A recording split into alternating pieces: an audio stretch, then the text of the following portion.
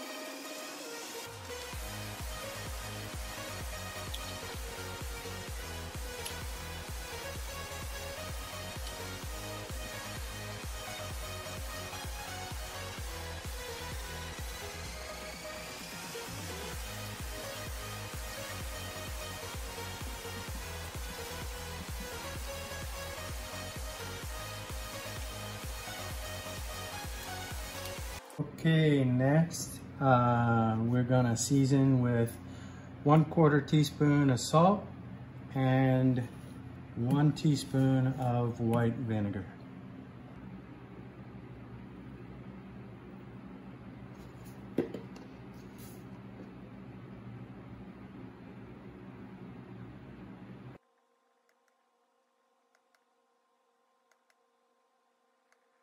Next, we're going to do 1 teaspoon of vinegar.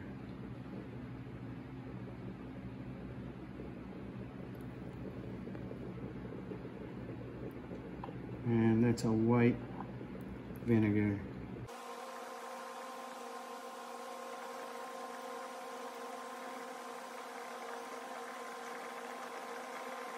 Okay, now we have the lids in a hot bath.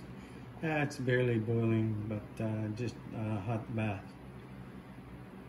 Little helper is good for removing the lids from the hot water.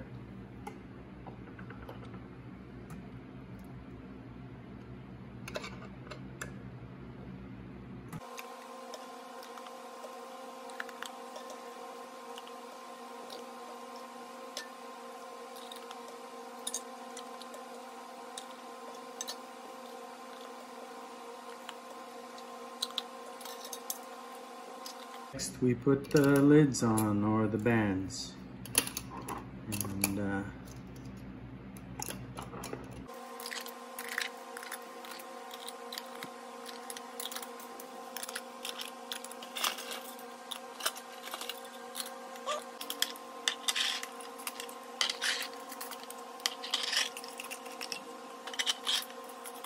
okay, and next we're gonna put these cans into the pressure cooker.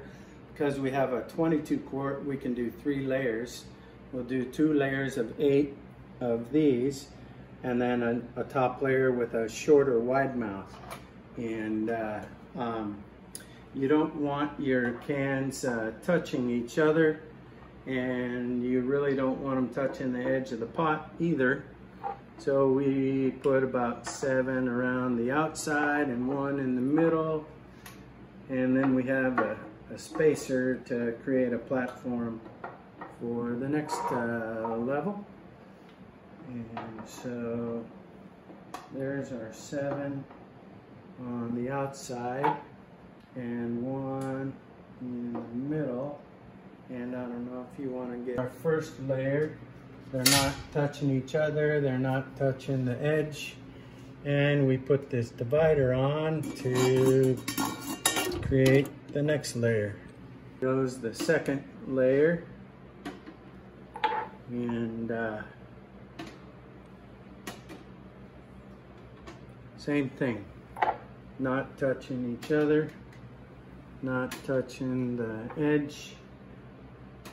And we got 7 on the outside and 1 in the middle. Okay, we're just putting these wide mouth layer on top because they're shorter, and our canner won't do 3 layers of the other kind. So we just put these shorter ones on top. Now we're going to put the lid on here and just secure it. And there we go. Secure it in place. We're going to light the fire in a minute. And first thing that's going to happen is we're going to start getting some steam out of here. Once you start seeing steam, you want to set a timer for 10 minutes. That's per my father, Gene. And he said that's going to get all the air out of the pot. And after that 10 minutes, you put this 10-pound pressure regulator on. And you got to push it down pretty good. And now the pressure is going to build up in the pot. As soon as you get 10 pounds, this will start dancing and rocking a little bit. It'll be spitting out steam. As soon as this starts dancing a little bit, that's when your cooking time starts. And we're going to do 90 minutes cooking time on this one. As the pressure builds in the pot, this little red button will come up, and that's a safety indicator. At the end of your canning, when you turn the heat off, you take it off the heat source, you remove this pressure regulator to let it start cooling down. As the pressure goes out of the pot, this red button will go down, and once it's down, then you can open the pot back up. Okay, you can see our pressure regulator is rocking. So our cooking time of 90 minutes at 10 pounds begins. And so we just set a timer for 90 minutes. And you can see this red button is up over here. And that indicates the pressure in the pot. So when it's all said and done, you don't want to open the pot until that red button goes back down. Okay, now the little red button is down. This one's actually been cooling off for quite a while. One little thing they tell you when you're opening, to open it away from your face. So any steam that comes out might go that direction. This product, here it is. Looks pretty good. It's cooked. I like to tip it upside down to get the juices up there a little bit. And if we push down here, we notice there's no pop, pop, pop, pop. That's because as it cools, you will hear a pop as it forms a vacuum. And it's forming a vacuum inside. You heard that pop there. That means the lid is being drawn into the can as it forms a vacuum. So if you get any when they're cool, if you get any that still have pop, pop, pop, pop, a little bit of wiggle here, that means it did not form a vacuum well, and you probably want to pop that lid and put it back in the next batch and do it again. So this is our last batch. Looks like we got about 108 half-pint cans from 70 pounds of fish. So we're just going to bring them over here, set them on a towel, let them cool down for a while, and that's pretty much it. Okay, so this is the last batch over here. They're just cooling off a little bit. And it looks like we have 108 half pints. So it should be very good. We're looking forward to cracking the first one. Okay, so thanks for watching, and God bless, and happy fishing. See you.